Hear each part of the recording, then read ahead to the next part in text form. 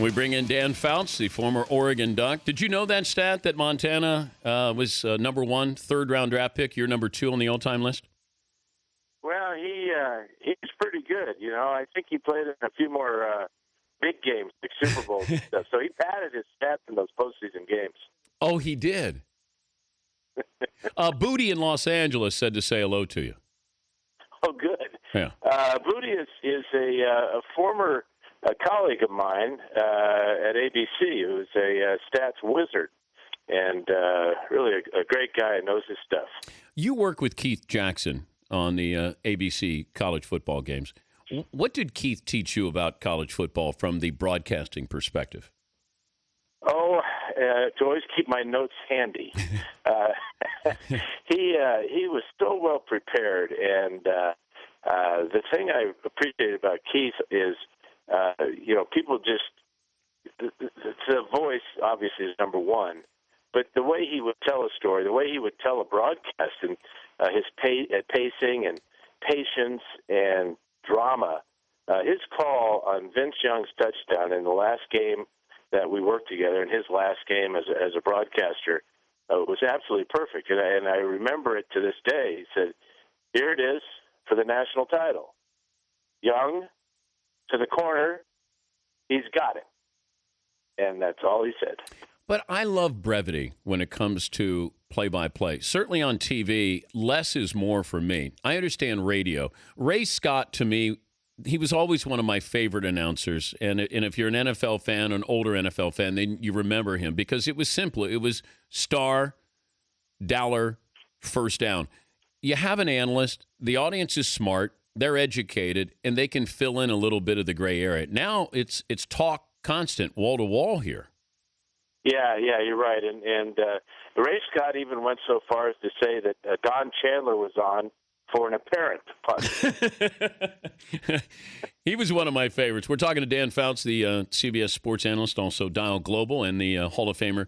Being a former Oregon Duck, Chip Kelly goes to the Eagles. And we're looking at this pistol offense now, Dan. What's the shelf life for the quarterback who will play the pistol? Do you see Chip Kelly trying to run a variation of what he did at Oregon? I don't think he'll run the variation that he did at Oregon until he gets Marcus Mariota as his quarterback or someone like that, because you obviously have to have the speed, number one, like Kaepernick has and Mariota has. But also you have to have size. You've got to be able to withstand the big hits, because those big hits are going to be coming. So it's a rare athlete that's going to be called upon to run that style of offense. But Chip Kelly, he'll have enough offense for Nick Foles and the Eagles. I think he'll do well. But I'm looking at the quarterbacks now. RG3 got banged up. Just to me, it's a matter of time before these guys, that the defense will eventually find you. If it's Kaepernick, although he's a bigger guy, Russell Wilson, I just wonder how long this is, and is this similar to the Wildcat, where everybody was wowed by it, fascinated by it, but can you be successful long-term running that style of offense? Well, I think only time will tell. It would make you think no, because of the defense and the athletes that are playing defense and the ferociousness with which they hit. And especially if they can get a quarterback out of the pocket, where a quarterback is now a runner and the quarterback doesn't have all that protection from the officials, that's when you're going to see some huge collisions. You, at least you were credited with saying that Tom Brady gets preferential treatment from the officials. Can you, I'm paraphrasing here, but what did you mean by that? Well, they named a rule after him, didn't they? Well, that's the Tuck rule. No, the Brady rule is when Bernard Pollard, when he was with the Chiefs, okay. Brady beneath the knees, and all of a sudden, once that happened, they instituted a rule so you can't hit a quarterback at the knees anymore. Well, he's got two rules. He's got that one, and then he's got the Tuck rule against the Raiders. Yeah, the Tuck rule has really got to be changed, because that's ridiculous. I agree. Did Manning, was that the Tuck rule in the fumble against the Ravens? I don't know. It's just a forward pass is a forward pass, and just because you've got the ball down by your waist and it comes out, that doesn't mean that's a pass. But if you look at Brady with that protection, or they're looking out for him, does that mean they're not calling holding on his offensive line? Because really, isn't that the only way that he's going to get the benefit of the doubt, or he's going to get extra calls here? Well, I really think it's. I mean, he deserves to get protected because of what he means to the game and everything. Similar to Peyton Manning and the good quarterbacks that are playing now. But yeah, I mean, you could call holding every time, but holding's not called quite as often now since they moved the umpire to the backfield. They just miss a lot of it, which is okay because the fans don't want to see penalties. They want to see the ball in the air. They want to see touchdowns. Well, if I said we need to protect Tom Brady because what he means to the game, we're not protecting a defensive player and what he means to the game. Well, they don't mean anything to the game. Are you kidding me? They're defensive players. Come on. If they're any good to be playing offense. You know that. Who's the best defensive guy you ever played against? That's saying a lot because I played for 15 years. I think at the top of the list has to be Lawrence Taylor, but there was quite a few right in his shadow. But explain that to the audience. I was on the sideline for a Jets-Giants preseason game, and I actually saw fear on Ken O'Brien's face as Lawrence Taylor was going in to sack him.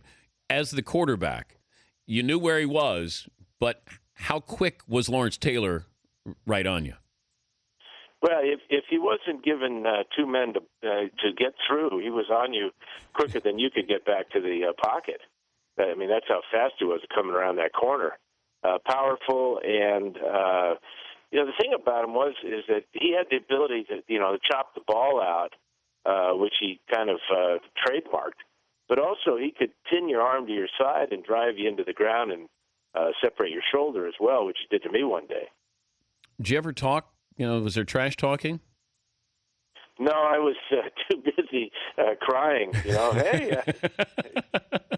Did he say anything to you? There was not a whole lot of trash talking in my day, if I can use that phrase. I don't remember guys jumping up and down, being all excited. I mean, Gastineau started it a little bit, and then they outlawed it, so he couldn't do it even. But, most guys were just trying to catch their breath and get back to the huddle in one piece. If I said you could have the future of Joe Flacco or Colin Kaepernick? Wow, that's a good one. I'd like Flacco's immediate future because he's going to make a lot of money.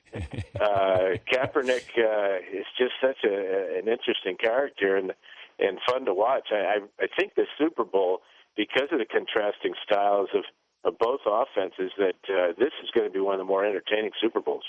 Best offense between those two?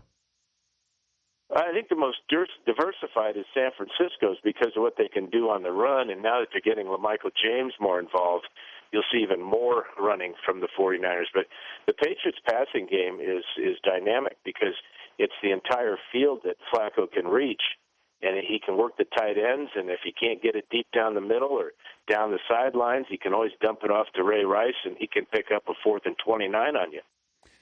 Did you see the story with Bill Callahan? Tim Brown said that Callahan threw the Super Bowl when the Raiders lost to the Buccaneers.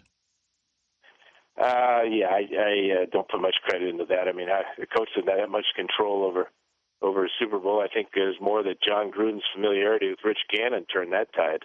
Well, I think he knew all the codes and all the signals, and now Tim Brown saying that Bill Callahan was trying to put in a new offense on Friday of Super Bowl week. Well, that might have been true, but obviously it was the wrong offense to put in and way too late. I don't think it mattered because I think that Tampa was better, and I think Gruden knew what was going on, and Gannon was sacked I think 5 times through 5 picks, so it was that one was over no matter what your game plan. I think you could add Lombardi coaching the Raiders or John Madden coaching them. It wouldn't have mattered in that game. Yeah, the big thing in that game is that Gruden knew that if you got Gannon to hitch and come off his primary receiver, that he knew exactly where Gannon was going to go with the ball, and that's why there were so many interceptions in that ball game. You being the former Charger quarterback, do you think that the Chargers under Phillip Rivers will win a Super Bowl? Well, I think they got a lot of work to do because they got to have to rebuild that offensive line. Number one, and if they can do that and quit giving away great players like Darren Sproles and Vincent Jackson, they might have a shot. But once they got rid of Darren Sproles, I said, "Oh, this is not going to be good for Norv Turner because that's three players in one body." I mean, what a great player he's turned out to be, and wasn't even in San Diego. Norv Turner more of an assistant coach than a head coach? Well, I think he's worked in some difficult situations. And a lot goes into being a great head coach, and a lot of it has to do, as Bill Parcells said, buying your own groceries. And Norv was really never ever able to do that in the three spots he had in the NFL with the Raiders, the Redskins, and the Chargers. Dan, it's good to visit with you again. Thanks for joining us. Thanks for having me on, Dan. I'm glad it wasn't a hoax. All right. Dan Fouts. He's my imaginary Hall of Famer.